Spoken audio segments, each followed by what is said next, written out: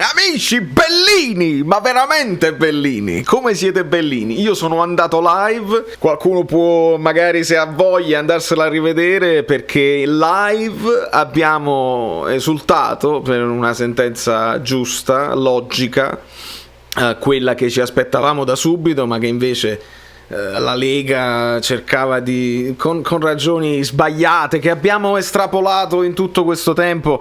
Inutile ripetere perché chi non vuole capire non capirà e chi invece ha un pochino di onestà intellettuale ha capito da subito.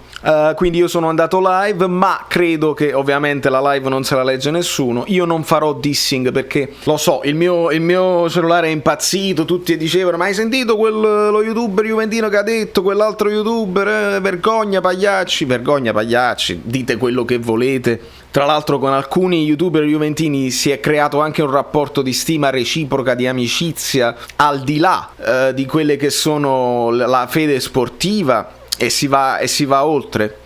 Però mi sembra giusto che io non mi soffermi su quelle che sono le loro ipotesi e le loro convinzioni, va bene, io posso semplicemente ribadire che sarebbe stata una pagliacciata all'italiana toglierci il punto di penalizzazione e mantenere il 3-0, le due cose sono legate. Qualcuno di noi pensava che sarebbe andata così perché in Italia alle volte va così, però la cosa importante che mi preme sottolineare è che io che cosa dissi? Dissi il Napoli deve andare fino in fondo, De Laurentiis deve andare fino in fondo perché è inaccettabile le motivazioni, è inaccettabile come ci hanno dipinto come sleali, non volevate giocare, vi siete messi d'accordo con l'ASL, roba che va oltre, che l'ASL avrebbe dovuto denunciare, eccetera, eccetera.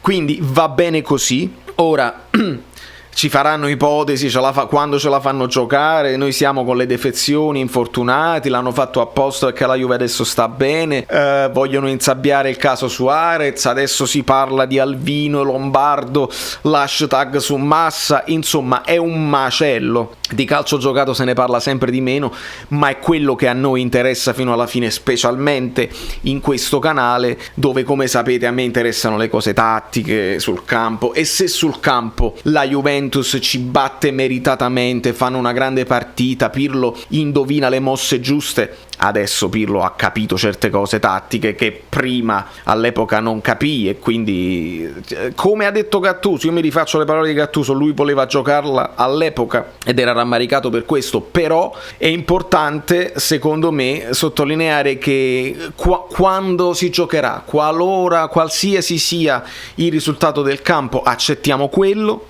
Teniamo un occhio agli arbitri perché noi ci sentiamo sempre, insomma, non vogliamo essere blind, non vogliamo essere ciechi di fronte a certe decisioni discutibili, ma non mettiamo il carro davanti ai buoi, giochiamocela sul campo, se perdiamo sul campo tutto a posto, l'importante era non avere quel punto di penalizzazione, se la Juve merita, punto e basta, se il Napoli meriterà, punto e basta, e se il Napoli la perde come l'ha persa con l'Inter, non meritando la sconfitta, parleremo di questo, se il Napoli la perde come l'ha persa con la Lazio e merita di perdere, noi parleremo di quello. Quindi facciamo parlare il campo come è giusto che sia.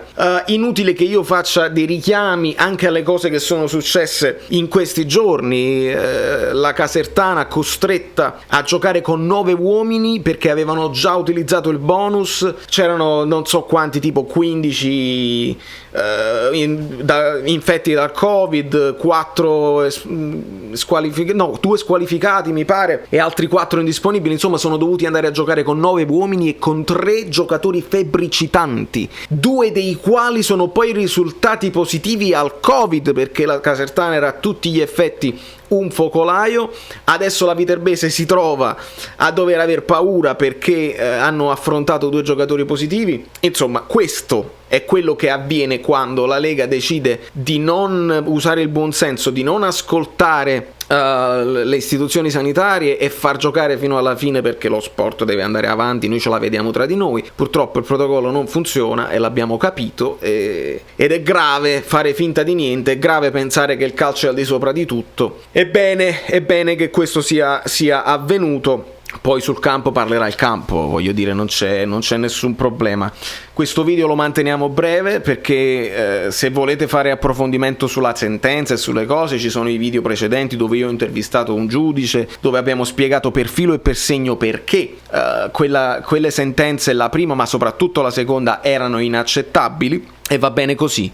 Almeno ci ripuliamo la faccia, perché non era possibile accettare, e quello è il punto più importante, non era possibile accettare di essere chiamati sleali e di avevate paura, questo diceva la sentenza, avevate paura, non la volevate giocare, e purtroppo questa è una grande strozzata che è stata fortunatamente smentita dal CONI. Da New York, Valerio Fluido è tutto. Speriamo che domani, perché domani abbiamo una partita importante dove dobbiamo dare una grande risposta sul campo rispetto alla partita brutta giocata dal Napoli contro la Lazio. Bisogna affrontare il Torino con Cazzimma, bisogna affrontarlo senza presunzione ma concentratissimi, perché la risposta si dà sul campo a un campionato che vede una classifica molto corta, e quelli che con troppa fretta hanno detto Gattuso out stanno parlando di un allenatore che ci ha portato primi nel girone di Europa League e siamo terzi in classifica con la Juventus e con la Roma. Le milanesi stanno avanti e va bene, il Napoli non deve puntare allo scudetto, ma per la Champions League siamo lì. Basta,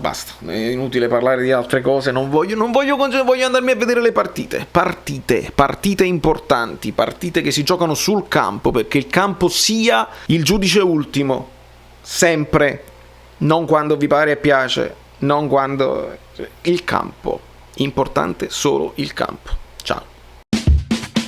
Amici bellini, vi siete iscritti al canale? Lasciate il like, se non vi siete iscritti al canale siete completamente pazzi, e se arriviamo a 5.000 iscritti io poi vi faccio un regalo, estrazione a sorte, si chiama giveaway, da Brooklyn, Saverio Solido, non mi ricordo.